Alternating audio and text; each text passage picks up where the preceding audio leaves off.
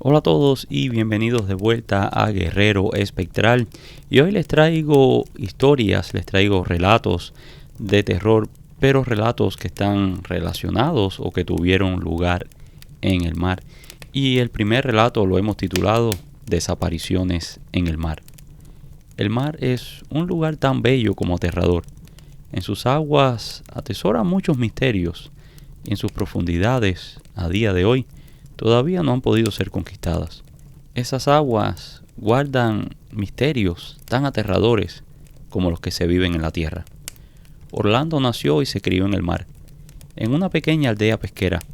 Los mejores recuerdos de su vida estaban allí, a la orilla de aquel viejo pero impetuoso mar. Desde niño siempre tuvo el deseo de recorrerlo, de darle la vuelta al mundo en solitario, de navegar por todas las aguas del mundo, solo él y ese viejo mar. Un sueño que en aquellos años, los años de su niñez y de juventud, no parecía algo muy factible, pues la verdad, él venía de una familia muy pobre, de muy escasos recursos, y la realidad es que esas expediciones son muy costosas. Pero con los años, Orlando fue escalando en la escala social, creciendo su pequeña empresa, una pequeña empresa pesquera que fundó junto a su padre, pero que con los años y con la buena administración de Orlando logró crecer hasta que se convirtió en una empresa nacional que generaba millones de euros en ganancia. Orlando tuvo su familia y cuando estuvo en la cima de su carrera decidió que era tiempo para cumplir su sueño, ese sueño de la niñez, ese sueño de su juventud, de recorrer el ancho mar a solas en un velero. Orlando era un gran navegador. Tenía un velero llamado Aventurero. Aventurero medía unos 44 pies de eslora. El barco estaba muy bien acondicionado.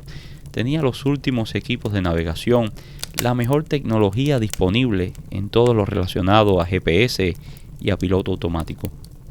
Él estaba seguro de que nada podría acontecer que él no pudiera prever con aquellos equipos.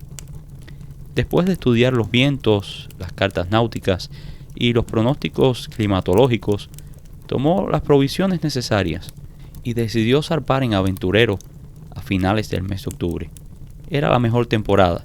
No habían lluvias, los vientos estaban favorables para la navegación y las olas estaban bajo control.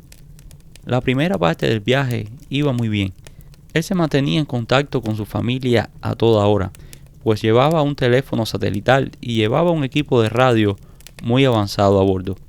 Lo único que le acompañaba era su teléfono, los libros que llevaba y la soledad de aquel océano. Cuando ya llevaba varios meses navegando, en el mes de abril, Orlando le informó a la familia que algunos sistemas estaban comenzando a fallar, entre ellos el piloto automático. Orlando estaba muy preocupado, pues él sabía que aquella área tenía un gran tráfico marítimo.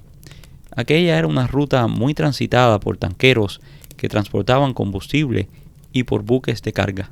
El sistema de radar y de alarma que avisaba a Orlando cuando estaba en la trayectoria de otro navío también se había averiado, lo que obligaba a Orlando a estar despierto, a estar prestando atención constantemente al tráfico marítimo. Y para agregar más estrés, los problemas con el piloto automático. Ahora estaba obligado a dirigir la embarcación a mano, algo que demandaba mucho de él, pues cuando el piloto automático está instalado, él podía hacer otras cosas, podía descansar, podía asegurarse de que los demás sistemas estuviesen trabajando, podía incluso arreglar aquellos sistemas que estaban averiados. En una comunicación días posteriores, Orlando le informó a la familia que estaba teniendo muchas dificultades y que solo dormía un par de horas en el día. Debemos ponernos en situación, pues dirigir un barco no es como dirigir un automóvil, que si te sientes cansado o si tienes alguna avería mecánica, puedes aparcar el carro a un lado de la carretera y solucionar el problema que sea. En un barco estás en alta mar, a la merced de los vientos, de las olas y las corrientes oceánicas. Estas corrientes, aunque muchas veces son invisibles, pueden tener efectos catastróficos en un viaje de este tipo, pues pueden desviarte del curso y desviarte a kilómetros de tu destino. En las próximas comunicaciones, Orlando comenzó a reportar problemas con el motor. Orlando sabía perfectamente que el motor debía funcionar, o no tendría forma de generar energía para alimentar los pocos instrumentos que estaban trabajando. Aquella energía era fundamental para mantener las neveras que preservaban los alimentos y las bombas de drenaje funcionando. Las bombas de drenaje son aparatos que sacan el agua que puede entrar al barco. Recordemos que Orlando estaba en alta mar y que cualquier tipo de imprevisto, de tormenta que pudiera llegar, podía inundar el barco haciendo que éste se hundiera. Por 2 días la familia no supo de él, pero no se preocuparon demasiado, pues ellos confiaban en las destrezas y en el conocimiento marítimo de Orlando. Cuando finalmente él se comunicó con ellos, les informó que había estado trabajando en el arreglo del motor. Pero sí hizo un comentario curioso, un comentario que los dejó un poco inquietos. Anoche se aparecieron unos seres en el barco, y en ese instante se cortó la comunicación. Orlando, después, cuando se restableció la comunicación, le contaba a su familia que eran seres poderosos, seres que venían del mar, que al principio se mostraron muy amistosos con él, pero que después comenzaron a mostrar un comportamiento un poco hostil. Este tipo de comportamientos comenzó a preocupar a la familia. No sabían si serían los delirios de una persona deprimida de sueño, si había estado tomando de más, o si tal vez estaba experimentando algún tipo de intoxicación por la comida. Y las próximas llamadas fueron más inquietantes aún. La voz de Orlando comenzaba a escucharse diferente. Se escuchaba como que estaba verdaderamente asustado. Y cuando las cosas no podían ponerse peor, Orlando hizo un comentario que le heló la sangre a todos. Los dejo porque están subiendo al barco. Y colgó el teléfono. La familia sabía que algo estaba mal, algo estaba muy mal. Inmediatamente se comunicaron con las autoridades marítimas para pedir ayuda. Desafortunadamente, Orlando no les había dado su última posición, y aunque tenían una idea general de dónde debía estar, las probabilidades de encontrarlo disminuían con cada minuto que pasaba. Las autoridades marítimas transmitieron un mensaje para todos los navíos que estaban en las inmediaciones de donde pudiera estar Aventurero. Esto era una verdadera situación de emergencia. Un marino solo en un velero y probablemente con su juicio comprometido. El Aventurero fue encontrado casi 2 meses después por un barco pesquero. El pesquero inmediatamente notificó a las autoridades, las cuales revisaron el barco minuciosamente. Pero solo con la excepción de algunos instrumentos averiados y la falta del Zodiac, no había ninguna otra anormalidad en el barco. El Zodiac es este pequeño bote que se usa para ir a tierra, para ir a puerto, que se utiliza para llegar a donde el barco, por la profundidad, no puede llegar. Y otra cosa curiosa fue que encontraron el motor del Zodiac en el barco. O sea que Orlando se fue en el Zodiac, pero sin motor. No saben si tuvo que abandonar el barco por una emergencia o si abandonó el barco por un delirio. Las autoridades no creen que haya sido por un ataque, pues después de revisar minuciosamente el barco, no encontraron evidencia que pudiera sostener la teoría de que hubiera sido atacado físicamente. Pero lo que sí encontraron las autoridades en el barco fue una escalofriante nota en la bitácora. Acaban de abordar, ya están aquí. Y 20 años después, ni se ha encontrado el cuerpo, ni se ha encontrado el Zodiac, en el que se presume que Orlando abandonó la embarcación. Y la segunda historia del día de hoy la hemos titulado El barco fantasma. En el año 2021, mi amigo Steven compró una lancha. Él es un ávido pescador y desde hacía años quería comprarse una lancha que tuviese capacidades para pescar offshore o en alta mar. Yo no soy tan aficionado a la pesca, pero me encanta el mar y me gusta mucho navegar. Así que oficialmente me convertí en el capitán de la nave y Steven en el pescador. Una tarde decidimos irnos a los cayos de la Florida, pues era la temporada de langostas y ya faltaban pocos días para que se terminara la temporada. Pues estos son especies protegidas que solamente tienen una pequeña ventana de tiempo que el gobierno, que las autoridades permiten la pesca. Después de atrapar unos buenos ejemplares, decidimos regresar a casa. Pero cuando íbamos a mitad de camino, Steven me dijo que mejor no fuéramos a otro lugar. Steven estaba pasando por una dura etapa de su vida. Su matrimonio se estaba derrumbando, un matrimonio de más de 15 años, pero llegaron a ese punto donde muchas veces se llega en el que ya las cosas no daban más. Para acompañarlo y tal vez para de cierta forma que se sintiera apoyado, acepté la idea y decidimos irnos al Cayo de Dry Tortugas. Dry Tortugas es un parque nacional que está a unas 70 millas de Key West. Es accesible solo por bote o por avión. Allí está uno de los fuertes más antiguos de la Florida, hoy llamado Fort Jefferson, pero fue fundado por los españoles cuando la Florida era propiedad de España. En el punto en el que estábamos a unas 2 horas aproximadamente de Dry Tortugas. El lugar es precioso. Está rodeado de aguas azules cristalinas, un lugar espectacular para bucear. Ya estaba cayendo la noche y todavía estábamos un poco lejos, así que decidimos detenernos y preparar algunas de las langostas que habíamos capturado. Decidimos apagar todas las luces de la lancha. Solamente dejamos las luces requeridas para evitar una colisión con otro barco. El cielo nocturno de aquella área es espectacular. Lejos de la contaminación lumínica de la ciudad, puedes ver un cielo limpio, estrellado, que es verdaderamente un espectáculo. De pronto, el sistema de alarma de tráfico comenzó a sonar, alertándonos de la presencia de otro navío.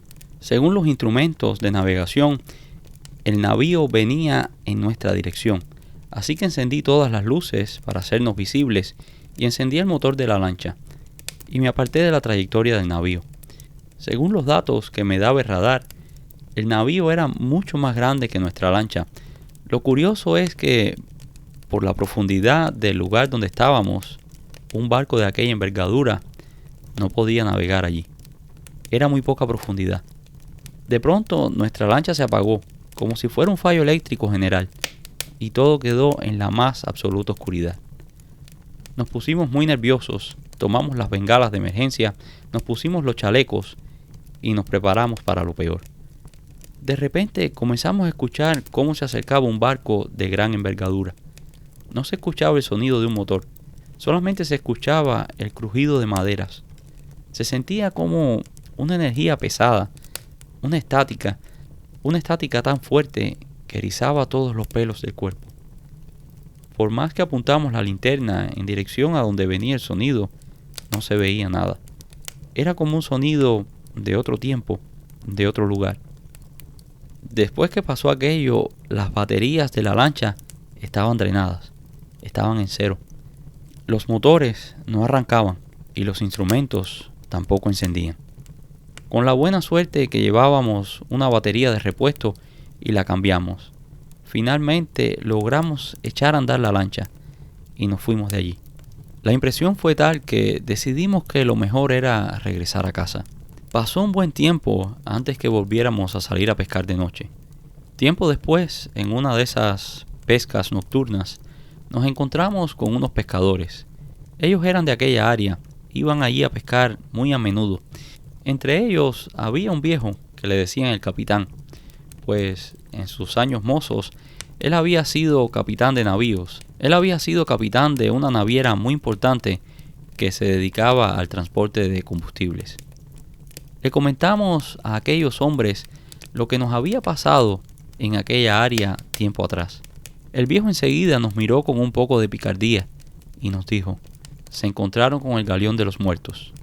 El nombre del galeón se perdió con el paso de los años, pero cuentan que era un galeón que zarpó de La Habana y que fue a Dry Tortugas a dejar provisiones y agua, pues en Dry Tortugas no había ni agua ni comida. Aquello solamente es un islote de arena en el medio del océano, y la única fuente de aguas y de alimento eran los barcos que venían de La Habana, que iban a España y pasaban a dejar algunas provisiones. Cuentan las historias que en aquel barco iba una una pasajera muy especial, una mujer acusada de bruja, que se había escapado de España y se había escondido en Cuba. Y allí permaneció por unos años hasta que alguien de la iglesia la descubrió y había logrado capturar a la mujer. Y ahora la enviaban de vuelta a España para enfrentar cargos frente a la Santísima Inquisición. Dicen que cuando estaba en Dry Tortugas, la mujer le pidió al capitán que la dejara ir. Y le hizo una oferta. Le dijo: si me dejas ir, tú y tus hombres serán muy ricos, y tú vivirás una larga vida. Pero si me llevan a España, todos morirán. El capitán, que era extremadamente católico, casi rozando lo fanático, abofeteó a la mujer y le dijo que se iba a podrir en el infierno, que estaba poseída por el maligno y que él no hacía negocios con el demonio. Dicen que la mujer en aquel momento dijo unas palabras en un idioma extraño, como un hechizo o un encantamiento, y mientras sonreía, un fino hilo de sangre le escurría por la comisura izquierda de la boca. El capitán la mandó a callar, o la iba a ahogar antes de llegar a España. Y la mujer, una vez más enérgica, le reiteró: ustedes no van a cruzar este mar, todos van a morir ahogados. Dicen que después de dejar las provisiones, el capitán se empeñó en zarpar inmediatamente. Aunque el clima no parecía ser muy favorable, empecinado el hombre decía que se iba. Finalmente zarparon, y después de haber navegado 3 días, una fuerte tormenta viró el barco y se ahogó gran parte de la tripulación. Sorprendentemente, la mujer sobrevivió, pese a que estaba amarrada y encerrada en un cuarto en la bodega del barco. El capitán, en un ataque de ira, atacó a la mujer. La acusaba de bruja y que todo aquello había sido su culpa. Ciego de la ira, el capitán tomó su sable y mientras apuñalaba a la mujer comenzó a hablar, otra vez, en aquella extraña lengua, y decretó: antes de que caiga el sol hoy, tú morirás, y tu alma y las almas de tu tripulación ni entrarán al cielo ni al infierno, pero vagarán por estas aguas hasta el fin de los tiempos. Dicen que un bergantín que iba hacia La Habana encontró a la mujer medio muerta, mal herida. La rescataron y la llevaron a Cuba, donde nunca más se supo de ella. Y efectivamente, el capitán y el resto de la tripulación murieron aquella misma tarde, después que unas enormes olas terminaron de hundir el barco.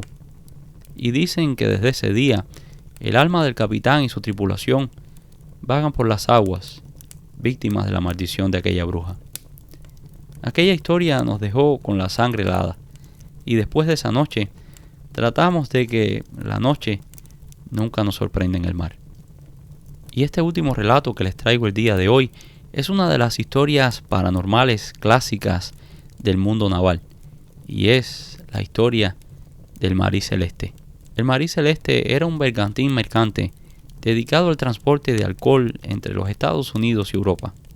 El capitán Benjamin Briggs era el comandante de la nave. Un marino de gran experiencia. Nuestro barco está en un hermoso estado y espero que tengamos muy buen viaje. Estas fueron las últimas palabras que le escribiría el capitán Briggs a su madre en una carta que le envió antes de zarpar.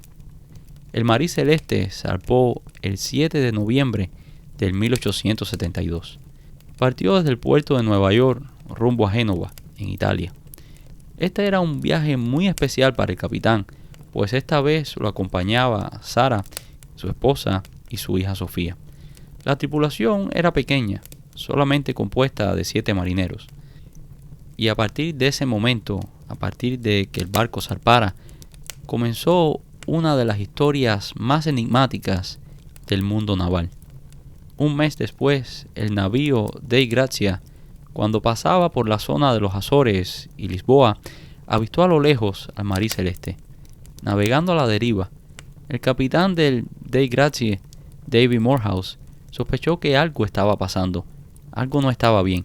El Marie Celeste navegaba en zigzag, no mantenía un curso fijo, así que decidió acercarse e investigar. La tripulación del Dei Gratia descubrió algo inquietante. No había absolutamente nadie a bordo.